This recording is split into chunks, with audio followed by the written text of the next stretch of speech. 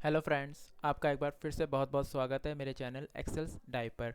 और आज मैं आपको बताऊंगा कि वीबीए कोड, अगर आप वीबीए कोडिंग या वीबीए लैंग्वेज या वीबीए प्रोग्रामिंग सीखना चाहते हो तो आप पहला कोड कहाँ लिखोगे, कैसे लिखोगे, क्या पैरामीटर आपको पता होने चाहिए, एक सेल जिसके ऊपर आप वैल्यू इनपुट करोगे उसकी रियल आइडेंटिटी क्या होती है जो हमें कोडिंग में टाइप करनी होती है, यानी बेसिक लेवल जिसे कहते हैं पहला स्टेप। आज की वीडियो में मैं वो आपको एक्सप्लेन करूँगा और ये आपको पूरी तरह पता होना चाहिए। इसके बेस पे ही आप आगे बढ़ सकते हैं। तो आपको अगर ये वीडियो अच्छी लगे तो आप इसे लास्ट में लाइक करिएगा। चैनल सब्सक्राइब नहीं कर रखा तो चैनल सब्सक्राइब कर लीजिएगा। और उसके बाद स्टेप बाय स्टेप हम वीबीएस सीखेंगे।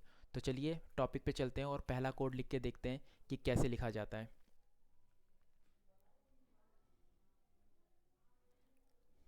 सबसे पहले सबसे इम्पॉर्टेंट ये है कि सेल की आइडेंटिटी क्या है। और ये सेल की आइडेंटिटी सिचुएशन की जगह के हिसाब से चेंज होती है कि आप कोडिंग कर कहाँ रहे हैं। अगर आप किसी और वर्कबुक पे कोडिंग कर रहे हैं तो वहाँ पे आपको वर्कबुक का नाम और शीट नेम भी सेल के नेम के साथ मेंशन करना होगा। जैसे अगर आप कंट्री से बाहर हैं और आपसे पूछा जाए कि आप कौन हैं, कहाँ से आए हैं, तो आप पहले कंट्री नेम बताएंगे, फिर सिटी नेम बताएंगे, फिर जहाँ आप रहते हैं उस एरिया का नाम बताएंगे और फिर अपना नाम बताएंगे। ये आपकी आइडेंटिटी है। लेकिन उस दूसरी कंडीशन, अगर आप उस कंट्री के अंदर ही हैं बट किसी अनदर सिटी में हैं, तो उस कंडीशन में आप कंट्री नेम नहीं बताएंगे, सिर्फ सिटी नेम बताएंगे, एरिया नेम बताएंगे और अपना नाम बताएंगे। सेम आप अपनी ही सिटी में हैं बट घर से बहुत दूर हैं, तो उस कंडीशन में आप ना कंट्री नेम बताएंगे ना सिटी नेम बताएंगे, सिर्फ एरिया का नाम बताएंगे और अपना नाम बताएंगे। तो वही यहाँ पे यूज़ होता है कि कोडिंग कर कहाँ रहे हैं। अगर हम इसी वर्कबुक में कोडिंग कर रहे हैं तो हमें सिर्फ शीट नेम और सेल नेम बताना है। और अगर हम इसी शीट पे कोडिंग कर रहे हैं तो हमें शीट नेम भी नहीं बताना, हमें सिर्फ सेल नेम बताना है। तो ये डिपेंड करता है। और आप धीरे धीरे जब कोडिंग करना सीख जाएंगे तो आपको इस चीज़ को सोचना नहीं पड़ेगा कि आपको लिखना क्या है, वो ऑटोमेटिकली आप लिखोगे। तो चलिए वीबी एडिटर पे चलते हैं और पता करते हैं कि ये कैसे आइडेंटिफाई किया जाए कि हमें एग्जैक्टली लिखना क्या है। डेवलपर के अंदर विजुअल बेसिक मैक्रो वाली वीडियो में मैंने आपको बताया कि आप विजुअल बेसिक एडिटर पे कैसे जाओगे। आप इस पर क्लिक कर सकते हो या इसकी short command alt F11 use कर सकते हो, या फिर शीट पे राइट क्लिक करके व्यू कोड में जा सकते हो। आप कोई भी बटन यूज़ करो पर आप जाओगे उसी शीट के बैकग्राउंड में जो शीट एक्टिव होगी। मीन्स शीट 1 एक्टिव है तो शीट 1 में जाओगे, शीट 2 एक्टिव है तो शीट 2 के बैकग्राउंड में जाओगे। चलिए एडिटर पे चल के देखते हैं। ये देखिए मैंने क्लिक किया व्यू कोड पे तो मैं शीट 1 कोड यानी शीट 1 के बैकग्राउंड में कोडिंग में आया हूँ, उसके पार्ट में। अगर मैं इस पर डबल क्लिक करूँ तो मैं शीट 2 की प्रॉपर्टी में आ गया। ये देखिए शीट 2 हो गई। इसी तरीके से शीट 3 और दिस वर्कबुक होती है। मीन्स आपको अगर इन तीनों को कंट्रोल करना है तो आपको इस पे कोडिंग करनी होगी जिससे ये तीनों शीट कंट्रोल में रहेंगी। और अगर आप किसी दूसरी वर्कबुक पे कोडिंग करना चाहते हैं तो आपको मॉड्यूल इंसर्ट करना होगा। ये कैसे होता है, राइट क्लिक करिए, इंसर्ट पे जाइए, यहाँ पे तीन चीज़ दे रखी है, user form, module and class module. तो अभी मैं मॉड्यूल के बारे में बता रहा हूँ। यूज़र फॉर्म और क्लास मॉड्यूल के बारे में मैं आपको अगली वीडियो में, आगे वाली वीडियो में बताऊँगा जो आएंगी। तो सबसे पहले हम सिंपल सी कोडिंग लिखते हैं, वो भी शीट 1 पे लिखते हैं ताकि हमें ज़्यादा पैरामीटर पास ना करना पड़े, हमें वर्कबुक वर्कशीट सबके नाम मेंशन ना करना पड़े। ठीक है। और ये सारे जो ऑप्शन है ये मैं आपको सेकंड वाली में बताऊंगा। आज मैं आपको कोई कोडिंग बताऊंगा जिससे आपको थोड़ा सा इंटरेस्टिंग लगे। सबसे पहले इसमें दो टाइप से हम कोडिंग लिख सकते हैं, एक हम सब प्रोसीजर के अंदर लिख सकते हैं, एक हम फंक्शन के अंदर लिख सकते हैं। फंक्शन पे लिखी हुई कोडिंग को रन नहीं किया जा सकता यहाँ से इस बटन से, वो ऑटोमेटिकली एक फार्मूला में कन्वर्ट हो जाती है। और सब प्रोसीजर की जो कोडिंग होती है उसे आप यहाँ से रन करोगे। जैसे आपने लिखा सब प्रोसीजर, लिखने की ज़रूरत नहीं है, प्रोसीजर का नाम पास करना पड़ेगा। जैसे हमने किया नेम 1, कोड 1 कर देते हैं, कोड 1। ठीक है। और एंटर किया तो ये एंड सब ऑटोमेटिकली क्रिएट हो गया। मीन्स इसके बीच में ही हमें सारी कोडिंग लिखनी है। तो हम पहले करते हैं सेल्स रो 1 कॉलम 1, इसमें वैल्यू हमें इनपुट करनी है वर्क बुक नेम। ठीक है।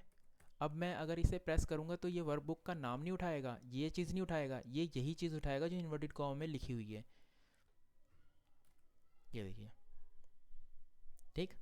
अब हमें ये चीज़ उठानी है कि वर्कबुक का जो रियल नेम है वो पिक करो। तो उस कंडीशन में हम क्या लिखेंगे, जो एक्टिव है वर्कबुक जिसके ऊपर हम काम कर रहे हैं उसका नाम पिक करो, एक्टिव वर्कबुक नेम। अब देखिए, और यहाँ पे हमें चेंज करना होगा। हम कर देते हैं कॉलम 2, यानी B2 के अंदर वैल्यू आए उसके सामने। तो रो 1 और कॉलम 2 ये। ठीक। अब हम एक और रिकॉर्ड क्रिएट करते हैं उसमें हम शीट नेम पिक करते हैं। इसको हम कर देते हैं रो 2 एंड 2, यानी ए का भी 2, बी का भी 2, और यहाँ पे करते हैं शीट नेम, और यहाँ पे एक्टिव शीट, जो शीट एक्टिव है जिसके ऊपर हम कोडिंग कर रहे हैं,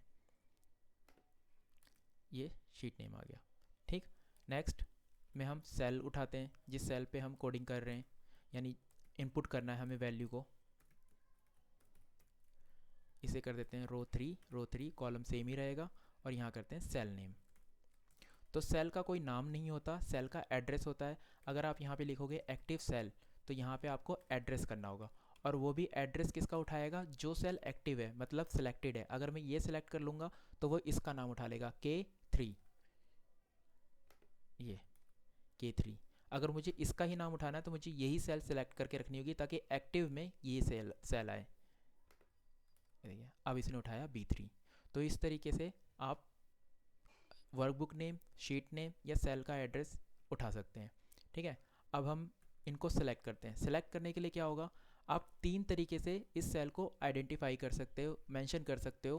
पहला मैंने आपको बताया, सेल में आपको रो और कॉलम नंबर देना है। दूसरा, आप रेंज लिखकर सीधे सीधे लिख सकते हो कि कौन सी सेल है। जैसे A1 से हमने कहाँ तक लिखा है, हमने लिखा है B3, तो हम इसे सेलेक्ट कर लेते हैं B3 और इन्वर्टेड कॉमा बंद। अब इसके ऊपर हम कोई कलर कर देते हैं, जैसे हमने किया इंटीरियर कलर हम करते हैं कलर ब्लू, ये डार्क ब्लू शायद हो जाएगा, ये देखिए डार्क ब्लू हो गया। तो इसको हाईलाइट करने के लिए हमें फ़ॉन्ट कलर भी करना पड़ेगा। हम सेम फाइल ले लेते हैं और यहाँ पे इंटीरियर कलर की जगह हमें लिखना होगा फ़ॉन्ट कलर, और इसे कर देते हैं हम वाइट, ये हो गया। ठीक है, और एक तरीका और होता है, अगर आपको सेल किसी सेल पे पास करना है, जैसे कि इस वक्त हमें A4 पे कुछ पास करना है, तो A4 पे फॉर एग्जांपल हम कोई नाम डालना चाहते हैं, तो आप A4 लिखकर भी कुछ भी एंटर करेंगे, जैसे रोहित, तो वो पिक कर लेगा, ये A4 पे रोहित। तो 3 तरीके हैं आप सेल को मेंशन कर सकते हैं, या तो आप सेल्स में रो और कॉलम डाल दीजिए, या फिर रेंज को पूरा मेंशन कर दीजिए। यहाँ पे आप रेंज, अगर आप यहाँ पे रेंज A4 भी लिखेंगे तो भी वो पिक कर लेगा। मैं इसे भी रखता हूँ और नई रो में लिख देता हूँ ताकि आपको दोनों मेंशन रहे कि किस तरीके से पिक कर सकते हैं, रेंज A4, और इसमें हम नाम चेंज कर देते हैं रोहन। ठीक है, अब जहाँ पे रोहित था वहाँ रोहन हो जाएगा। ये डॉट वैल्यू लिखना ज़रूरी भी है और नहीं भी। अगर आप नहीं लिखते तो भी वो उठा लेगा, और आप लिखते हो तो भी उठा लेगा। ये आगे प्रोग्रामिंग में बताऊंगा कि कहाँ पे इसकी वजह से एरर आता है। अभी इसकी वजह से एरर नहीं आएगा, अगर आप नहीं डालते तो भी कोई प्रॉब्लम नहीं है। ये रोहन हो गया। तो इस तरीके से आप मेंशन कर सकते हो कि आपको किस सेल पे क्या लिखना है। अब ये जो चीज़ है ये होती है कमेंट। अगर आप इसके आगे कॉमा डाल दोगे तो ये कमेंट में कन्वर्ट हो जाएगा, यानी कंसीडर नहीं होगा, ये सिर्फ आपको दिखेगा। ये इसलिए लिखा जाता है कि आप जब प्रोग्रामिंग करते हो तो आप यहाँ पे लिख सकते हो कि यहाँ पे कलर है, आप लिख सकते हो करंट रीजन कलर, जो करंट रीजन है उस पर कलर किया आपने। ठीक है, तो ये कमेंट डालने के लिए होता है कोडिंग के बड़े बड़े पार्ट पे, जहाँ पे मेंशन करना होता है। कोई अनदर बंदा इस कोडिंग को देखेगा तो वो कैसे समझेगा, तो वहाँ पे आप मेंशन कर सकते हो। ठीक है, तो ये हो गया। अब आपको प्रैक्टिस की ज़रूरत है, आप जितनी ज़्यादा प्रैक्टिस करोगे उतना ज़्यादा क्लियर होगा। अब आपको ट्राई करना है कि आप इस पे कलर कैसे करोगे, इसे सेलेक्ट कैसे करोगे। जैसे मैंने इस पूरे एरिया को सिलेक्ट किया था रेंज नेम देकर, तो जितना ज़्यादा आप ट्राई करोगे उतना ज़्यादा आपको क्लियर होगा। अब दिस बुक पे हम एक बार लिख के देखते हैं। दिस बुक पे आपको क्या करना होगा, हम इस कोडिंग को ही कॉपी कर लेते हैं ताकि हमें ज़्यादा मेहनत ना करनी पड़े।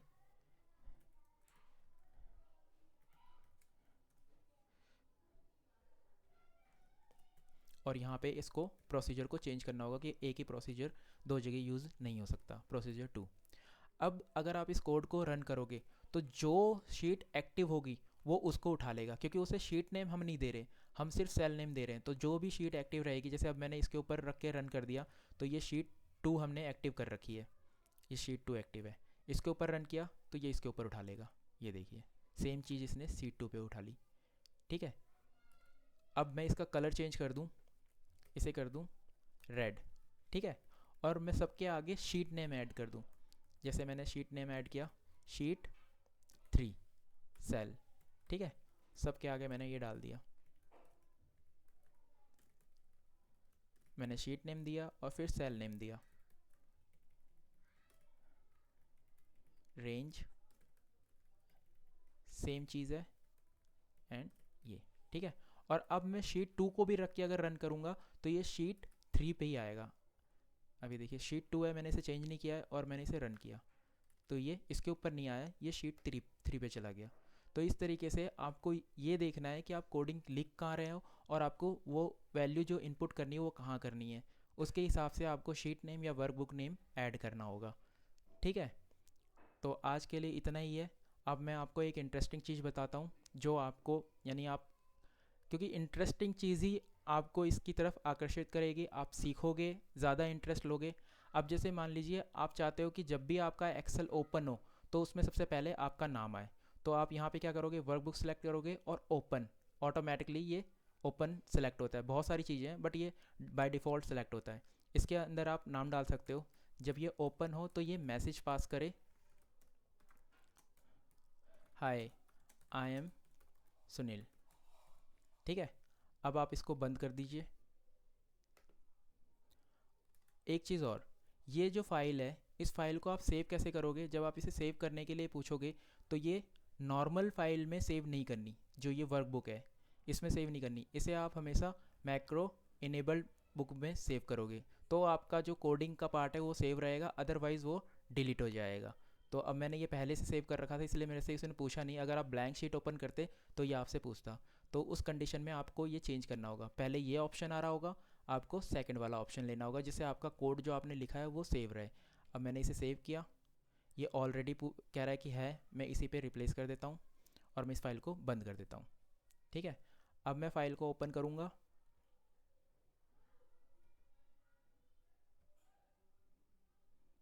फाइल मैंने रखी है VBA में।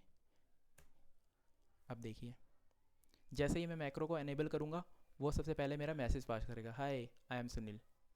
तो इस तरीके से आप अपने VBA कोड के अंदर, अपनी फ़ाइल के अंदर कोडिंग कर सकते हो, जिससे फ़ाइल ओपन होगी तो वो पता चल जाएगा कि ये फ़ाइल आपकी है। तो और भी बहुत सारी चीज़ें हैं जो हम स्टेप बाय स्टेप करेंगे जिससे हम अपने काम को भी आसान कर सकते हैं। तो आज के लिए आप इसे प्रैक्टिस करिए, इसे समझिए, इस वीडियो को देखिए और अपने काम में यूज़ कीजिए। फिर नेक्स्ट वीडियो में हम कुछ नया सीखेंगे। तो आज के लिए इतना। अगर वीडियो अच्छा लगा हो तो प्लीज़ वीडियो को लाइक करिएगा, चैनल को सब्सक्राइब करिएगा और अपने दोस्तों के साथ शेयर कीजिएगा। और अगर आप कोडिंग करते वक्त कहीं अटकते हो, कहीं फंसते हो, कोई एरर आ रही है तो आप मुझसे बाय मेल पूछ सकते हो, मैं डेफिनेटली उसके ऊपर रिप्लाई करके आपकी प्रॉब्लम को सॉल्व करूँगा ताकि आप नेक्स्ट स्टेप पे जा सको। ठीक है, तो मिलते हैं नेक्स्ट वीडियो में। Okay bye, take care.